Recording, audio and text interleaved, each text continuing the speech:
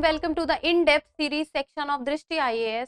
I am Aisha Singh and in today's video we will be discussing about the demographic dividend and unemployment problems in India, and we will be seeing the situation of both China and India, as both of them are one of the most populous countries of the world.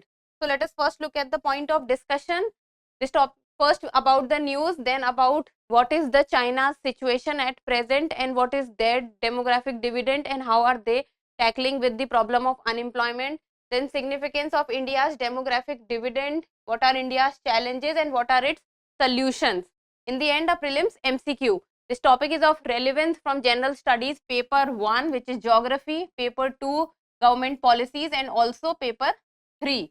So because demographic dividend is a topic which comprises of all 3 GS papers. It is a part of geography, economy, government policies, social security and all other topics also. And the news has been taken from Indian Express and it says demographic dividend and unemployment problems in India and China. So first of all, what is demographic dividend? In a layman's term, if I say, then demographic dividend is different age group of peoples and how much is the percentage of people in which age group. So India is considered to be a young country. So we are considered to have a young working population, while on the other hand China nowadays is moving towards a population balance where there is more of aging population as compared to the young population, while India has more of young population as compared to the aging population. So let us see what is happening. The recent Pew surveys estimates the current median Indian age at 28 as compared to China's 39. So the median age, it means the age at which there is a comparison between second half and first half of the age groups. So India's most of the age group you can say is young age and the median age is 28, while China's median age is 39. So it is a concerning part for China, because if we will see that the young working age population is majorly considered between the age group of 28 to 32 or the age group of 28 to 35, but China is 39, while on the other hand India is 28, which is nice. Then India will continue to enjoy its demographic advantage up to the end of this century. But demographic dividend and unemployment problem in India and China are also there. And now that COVID has just passed away, so during the time of COVID pandemic, there was a huge problem of inflation, while on the other hand, there was a problem of unemployment. And unemployment is a problem, see, which is very much relevant in India and China, because both India and China on one hand is considered to be a good GDP value and has a good GDP growth rate also, while on the other hand both India and China are two of the most populous countries of the world. So with population comes other problems also. So now even on the one hand when they have a good GDP growth rate, on the other hand they are suffering from a problem of unemployment, because if the population is very high, then on the other hand the job creations becomes very important. But the job creation in today's time is very difficult, and especially from the year 2019 and 2020 when COVID hit markets or globally.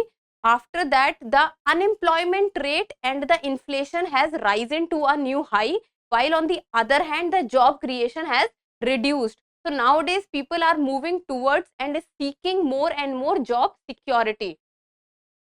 Then last March, that is 2022, the World Population Review claimed India's and China's population stood at 1.428 billion and 1.425 billion respectively. It means India's is more than China's.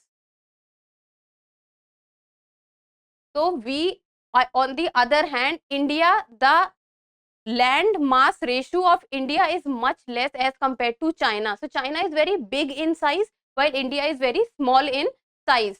The world's two fastest growing economies are clueless as to how to solve soaring youth unemployment. And the unemployment rate, if we will talk about India's scenario, then it is around 8%, while inflation, if we will see, then it is around 5%. So the unemployment rate is a problem for both India and China. So let us talk about first China's situation. So World Population Review announced China's youth population was declining and the aging population was rising. So this is what is a concerning bell for China, because this is what will take China to a negative growth rate, because the aging population is increasing while on the other hand the young population is decreasing, and this is what is concerning. It means the country is growing old. In 2023, a record of 11.58 million students in China are expected to graduate from higher education institutions. So imagine if 11.58 million students are graduating or are passing their standard 12, then this is what is concerning, because is the market able to produce this much of job? Is job creation there? Then where will these 11.58 million students go? This is what is the big question mark in today's time, and especially after the COVID pandemic. Then victims of a pandemic hit slow economy.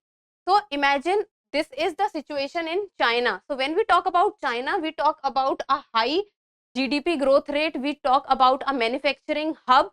So if a country whose GDP growth rate is high, who is considered to be a manufacturing hub, who is considered to be one of the biggest exporters in the world, is facing this problem of unemployment and is considered to be a pandemic hit slow economy, because after the pandemic China's growth rate has also slowed down. So the people who are graduating now in during this point of time after the period of 2020 in a country like China, or you can say India also, then these people would be considered victims of pandemic hit slow economy. Then job market hit hard by the COVID-19 lockdowns and massive layoffs in key sectors such as real estate, technology and education. And this layoff season is what is going on, especially in the information and technology sector. The IT sector has been laying off people very lately, and the layoff has been in a mass numbers. Then new kind of epidemic is considered to be joblessness in today's time, with 1 out of every 5 young urbanite without work. So this is one of the studies which has said that 1 out of every 5 young urbanite in China is without work. Then China's National Bureau of Statistics has said that official jobless rate for urban youth aged 16 to 24 rose 0.6 percent points to 19.9% in last July. So imagine 19.9%, and that to urban youth. It is not rural, it is urban youth. So if urban youth unemployment rate is around 19.9% and jobless rate is 19.9%, then what would be the situation in rural areas?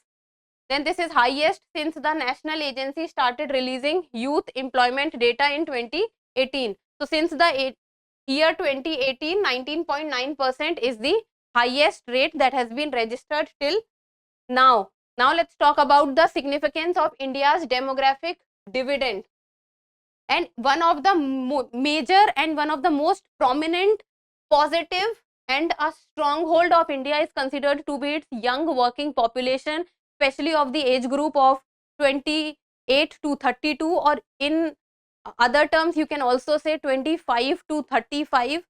So India is considered to be a young nation, and India is also a country which receives the maximum remittance in one's own country. So this is also one of the examples that yes, the working population of India is going outside and but is sending money back to its own nation and family.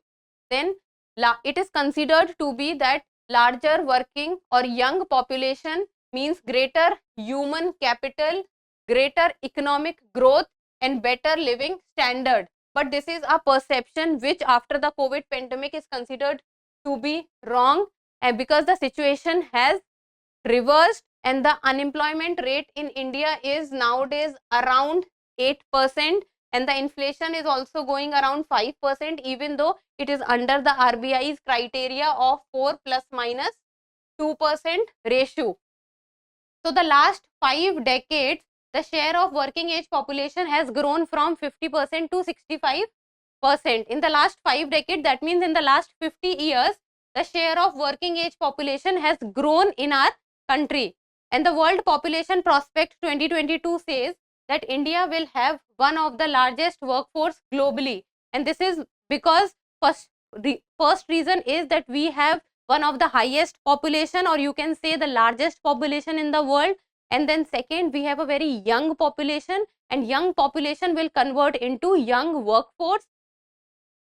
Then in the next 25 years, 1 in 5 working age group persons will be living in India. And this is also because of the population that we have and the young and working population. Because young population will turn into working population, and this working population is what will in the coming 30 to 35 years will be responsible for making or producing India's high GDP numbers. Then what are India's challenges when it comes to handling the demographic dividend, and this demographic dividend which is leading to unemployment and is also suffering from unemployment and demographic dividend.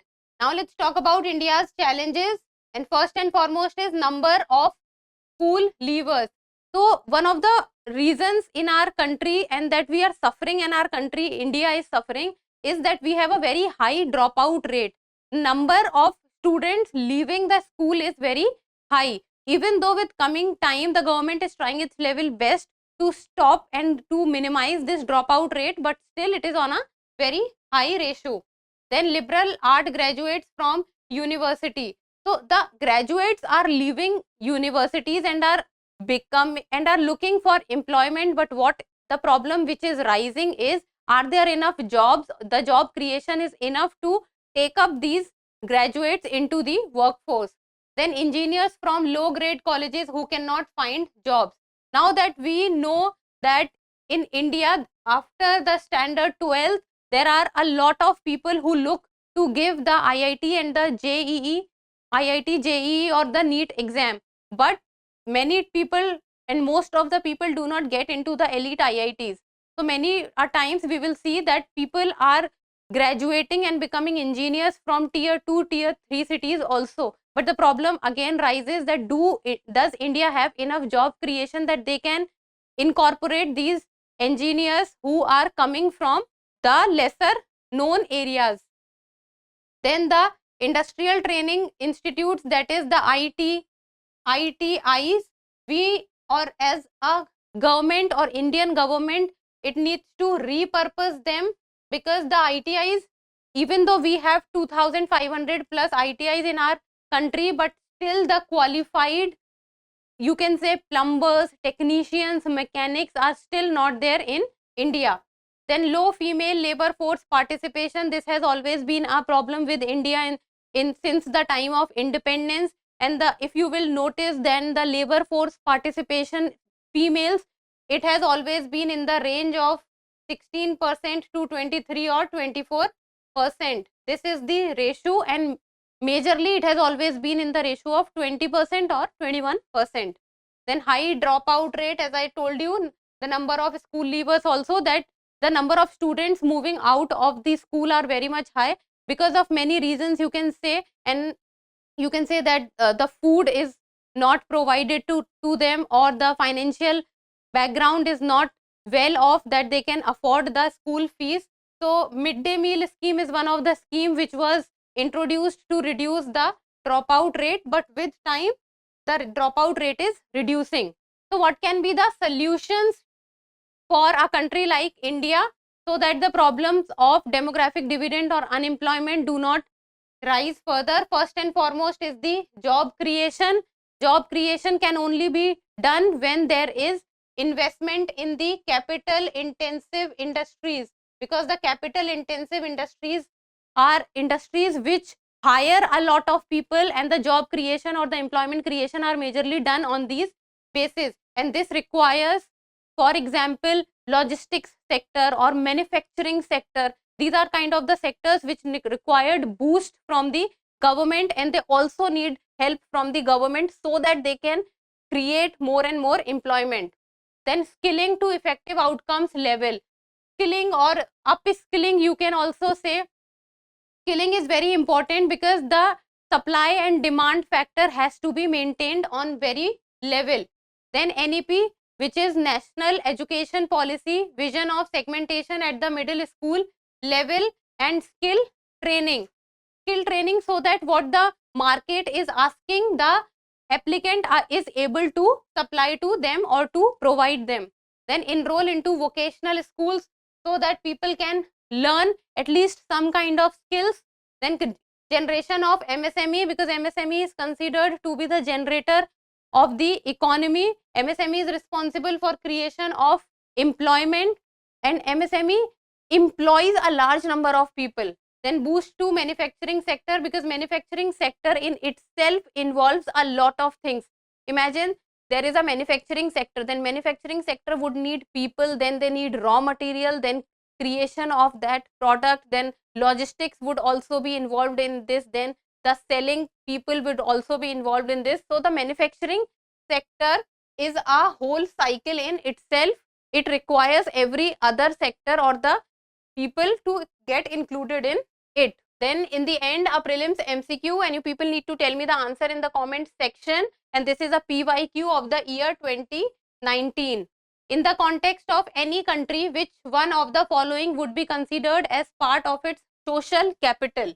Social capital: A, the proportion of literates in the population; B, the stock of its buildings, other infrastructure and machines; C, the size of population in the working age group; and D, the level of mutual trust and harmony in the society.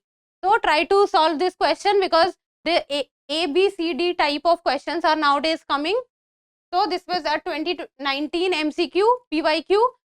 It means that much time has not been passed. So try to solve it and give me the answer in the comment section. And that's all for today. Thank you so much for watching. Till we meet next time, keep reading and keep writing.